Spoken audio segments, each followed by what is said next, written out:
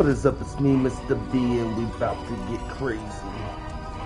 I want to talk about two characters that I think are completely underrated. Someone said that they've never, hardly ever seen Ed in a game, which is because of the community calling how bad he is, saying he's the worst. He used to be called the worst player up until, the support Ash nerf.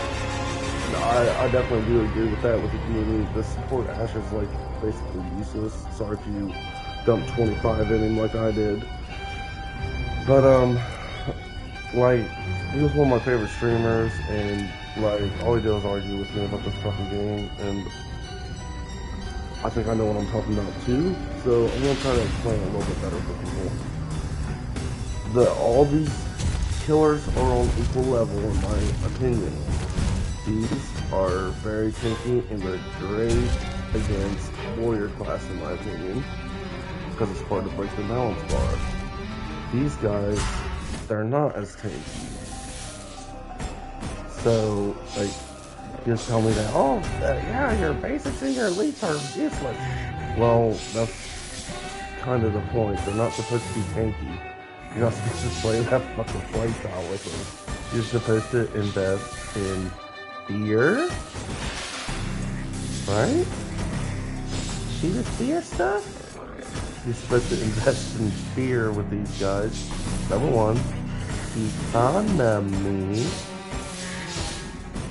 and possession of the humans. Like this guy, like saying that this guy's just trash is kind of silly. Like, he might struggle against some teams, but like I played against a max level Helios with almost a max level Hunter yesterday. I could not get away and I died. And no one could stop him from killing me because he disappeared. I would dash, and even dashing just did not work. He'd hit me anyways. This guy is really good against Hunters in my opinion. And you shouldn't sleep on this guy, but if a group all sticks together with a bunch of warriors, he's not more shot because of his low health total. He can still win. They all can because they're all that good. But you can't say that these guys are fucking terrible. Also, what he has that other people lack in, as in time-wise, is increase the objective events for survivors. When you do that, and you couple it with these being completely maxed out, all the lightning stuff, which isn't going to be hard once you level him up. I'm just investing in other things right now. Hold on, there's another one too. 40% plus 35%. Now, when you max this guy up, it's not going to be hard to increase tier levels of survivors. Possession is very strong in the game, and it's going to be a meta of defining moment one day when people learn how to play. 40% with 35%, you're going to increase fear the whole time you do. Every time you hit the survivor, it increases their fear. So that, along with how good he is at doing fear and everything, that's how you. Anyways, I'm not trying to get in a big debate about this because I know I'm right. Yeah, but this is like, I wouldn't even invest a single point in this shit. You just want to throw out your elites, get your traps ready so they spawn out elites, and they're gonna blow up. But this isn't a video about that. Speaking of traps. One of the most, and this guy's a little bit in between of both of them. He struggles against one character in particular though, and that is Ed. And you want to talk about traps. See, when I play Necromancer, typically what I do is I put a couple, I put a basic portal and an elite portal. I play chess on this game, by the way. And I put the flute player by another trap. And I put, along that line of sight, I try to put the basic and elite portals that are traps. You can do both, two of them. Right? That increases fear, and then sometimes I even get a possession out of that. Even if I don't get a possession out of that, sometimes I might just spawn off the boss when the group separates to go kill that thing. But Ed here is different. He's on a different level of all of the other shooters. All their weaknesses is not Ed's. The thing is, he can dash for days too. He can do damage for days too. The only difference is economy. When you talk about economy, have you ever saw a YouTube video against a fucking bot? I've never lost this hunter, first of all, but the bot hunter, they don't invest in their fear. They're always getting, scared. And by the end of during their video, you'll notice their ammo economy. Look at that. So you can judge how good they really are. They got about 3 bullets, and then 5 in, you know what I mean? They'll be showing these ridiculous damage numbers, but they'll be showing like almost 0 bullets. With Ed, you're not going to have that problem very often. This is why he's so good. Okay, when activated, the ability grants a unique flashlight that shows you temporary disarm enemy traps. That's a 40-second duration with a 60-second cooldown. So, say you're getting the book, the Necromancer spawns a flute player, like say it's in the courtyard, a flute player inside a house with all kinds of traps in it. When Ed goes, he kills the flute player, little trouble. And he also is capable of hitting for 79,000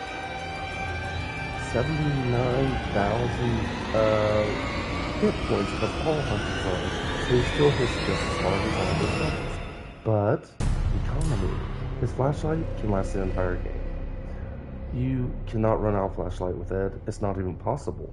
It will last the entire game. So you're going to find more ammo. This is irrelevant, but a crossbow, I'll tell you about that in a second. I have to go to Annie first because of what ridiculous fucking numbers my friend was putting out. Okay, the Collector. This is his big move. Increases the chances that defeated enemies will drop items. How much is that, you say? It's about 90% of the time someone drops something when he kills you, which also improves the chances of finding crates of a higher rarity. So what that means is you're not going to find, it's going to be hard to find some basic ass chests. They're all going to be blue and higher, which helps your team level up faster and get legendary weapons more often. When you couple that with you don't run out of ammo because everybody drops shit, this character becomes the best hunter in the game. You can solo bosses with this character, even Henrietta, the tankiest one of all, by yourself. I did it yesterday at the very end of the game, trying to light a fire right beside where the after you get the dagger in the book piece. It was the end game, the complete end game. The guy was leveled up, and I beat him. It's kind of hard when everybody's showing you, but I beat him. I didn't even have a crossbow. I think I had maybe a Magnum, which a boomstick would have defeated her quicker. Alright, now I'm going to tell you about Annie. Annie is the most broken character in the game. Why, you ask? This move right here is retarded. 100% damage when you give Ed, I don't even know what it would be when you give Ed, because actually Kelly was the hunter he chose with the crossbow. So I don't really know the numbers. But what he was doing with his particular character, when I turned on my ability and the boss showed up, he one-shot her in the belly. He did over 3,000 damage in one belly shot when she activated her ability. All of these things stack. 100% of damage. Alright, say you had, I'm going to just guess what build he had, okay? He probably had all this up here. or maybe not. He might not even invested in headshot because he hit her in the belly, right? He probably, it's a one-shot gun, so he might not invest in that. But I would guarantee he probably invested in something like that, and maybe put one in Artful Dodger, because he was getting scared a lot. But I don't like to take away this ever, because you can kill your entire team and this is a mistake. But even with this, if you take away 25% damage, or no, wait, it's 15% damage. You take away that 15%, you're still gonna have 30, 25, and 25, which is around 70%. You add Annie, she's gonna be, you can even make it even worse, I'm guessing. Depending on how much distance you wanna go with it. But I'd say you'd be able to make it a little bit worse, like if you did this. Like if you close in ranks, you could probably even add that 15%. Oh shit, I can't even take that off. Okay. Well, I don't play like that with Ed, but I did add this to it because I'm going to get one more skill point soon, and I just want to test the crossbow a little bit. That's the only reason why I'm doing this.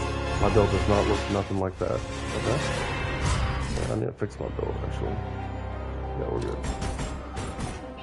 My build invests in fear, dodging, and damage. Like, yeah, I can do 79,000 damage, but I'm comfortable doing 50,000 damage. I'm fine with that.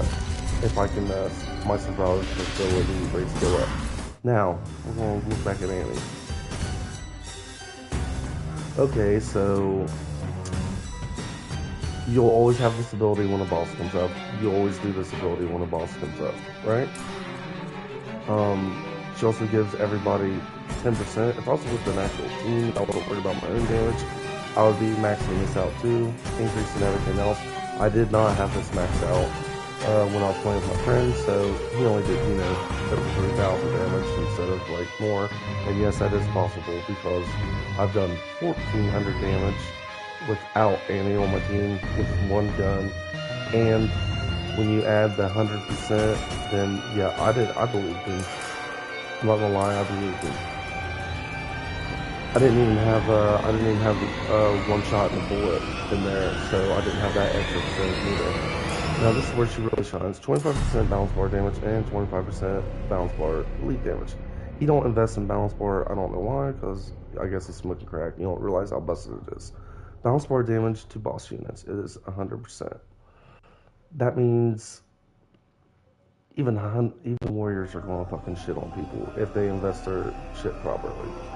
Because they're just gonna the bosses will get hit a couple times and then they're gonna slump over and then everybody puts bullets in them, whatever they want to do. Because she's probably gonna activate her ability whenever the bosses show up, let's be honest. That's just how it is. Even this guy can hit hard with a fucking boomstick when you double the fucking damage. Now, when you also invest in balance bar damage with these guys, this becomes ridiculous. I love balance bar damage with my melee characters. I could even make it harder hitting with this, but I'd have to sacrifice somewhere else, and I don't want to sacrifice nowhere else.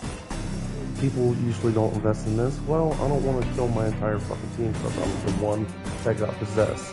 You don't invest in this skill if you're fucking your teammate over, unless you have like a leader, because leaders can invest 5 skill points in game to fucking counteract that.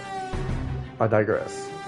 What force, when you add all this together, can end up wrecking a boss's shit 100% all the time. That's her passive. You don't activate the ability for that. 25%, 30%, and 20%. I didn't need to do these numbers. Okay, so that's 45, that's 75%. Add 100% to that, 175% balance bar damage. Like, that is insanely powerful, right? That's why I think she needs a nerf. I don't think it should be this cooldown like the best cooldowns in the game always are 120 seconds. This should definitely be one of them. 45 seconds is a huge buff. Insane numbers to be put out. You don't even have to pull it out on the boss all the time because it's balance bars. And I ain't gonna lie to you, I've out DPS with Annie, a warrior Ashe, and a hunter with Annie. Like, the game didn't last as long as I'd like to because people don't know how to play, but they did like 5,000 damage. It was a short game. She pulled out 50,000 damage in a short game compared to their 5,000. So she also hits like a meal too, but has all those great leadership abilities. Like, oh, my hunter don't have ammo. Well, that's why I pick up all ammo times with Annie. I make sure they come first. I'll use my melee because honestly, I'm not no slouch with melee leader with Annie. I don't like to make her like that for that reason, because I will drop my ammo for my teammates. I will drop health for my healers. I'll do, if I find a fucking golden, sledgehammer, I'm giving it to Henry. I'm not keeping that shit. Like, he was a lone wolf. I saw his playstyle. He is not a good team player at all. He'll try to take objectives for himself and complain that his teammates aren't there. Like, so I'm not even worried about his opinion on the matter. I still like his content. He just has a lot to learn about this game and teamwork and like the game in general. You know, the difference between me and him is I study, I watch everybody's shit. I pick up things from anybody I watch too. If they suck completely, I pick up things from their weaknesses. I don't have to just pick up ideas from people's strengths, and I play this game like chess.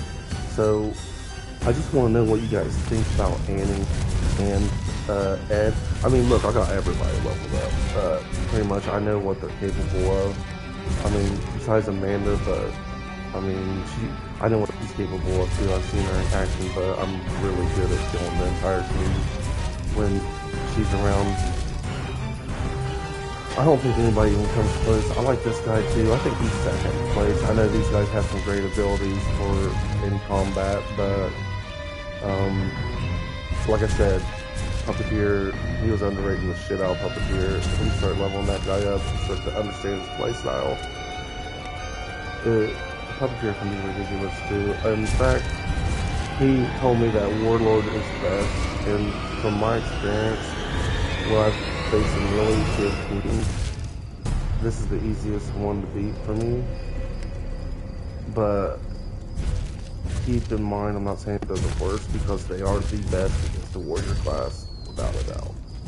This one I think is the best suited to facing hunters, because they can't run and dodge and get away from it. Very powerful, strong attacks. This one's in the middle, if you want to go a little bit different. Like, look, it even says here, like, if you like to grab and possess people and then fight, then this is the best weapon in the game. If you notice their skill tree, like, or whatever, they all have different stats on this, like, and balance bar damage. If you gain more balance bar damage on this character, it'd be ridiculously overpowered. This one actually has 60%. So this is just the, in my opinion, this is the survivor. You just run up, grab somebody, you run up and fucking just beat the shit out of them. Dude, I thought that was 60%. Wait a minute, are they tweaking my numbers? They might be tweaking numbers too. Hold on, I want to check one more thing.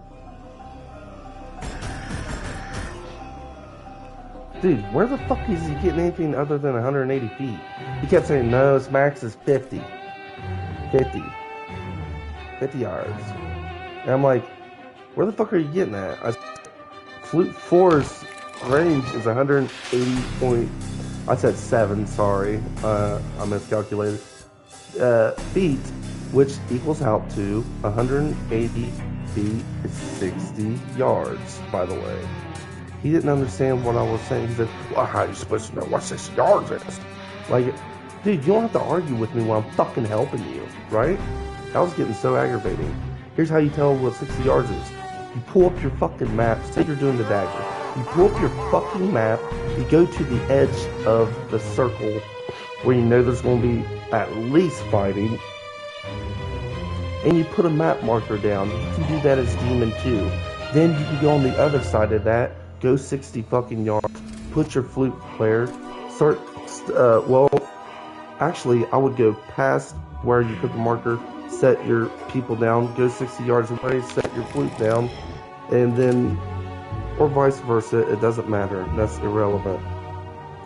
Then people are going to expect you to put the flute player on that side of the map, which is going to throw them off completely, and it will make your flute guy last longer.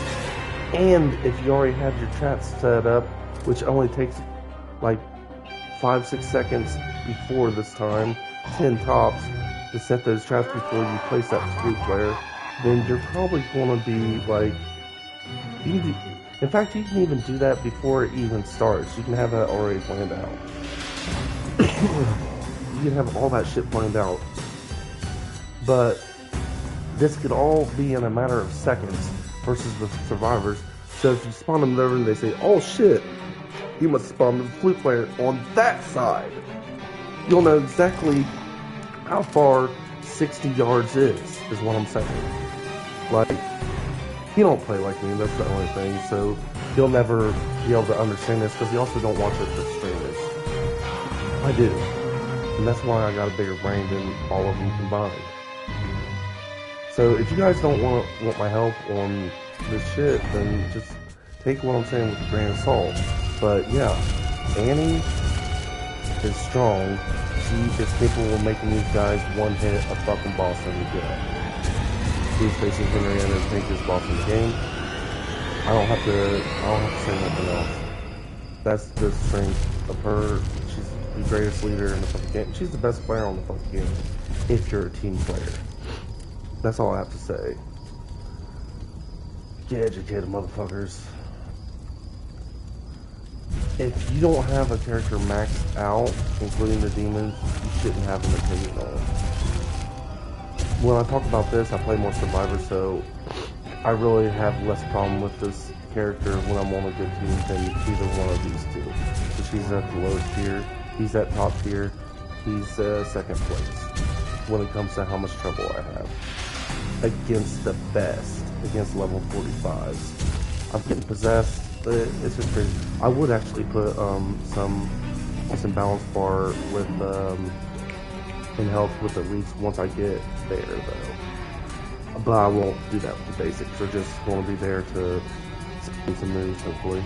But I hope you guys enjoyed this video, learned something maybe. I mean, I got a lot of people leveled up. I'm pretty high rank at this game and I don't look at that a lot.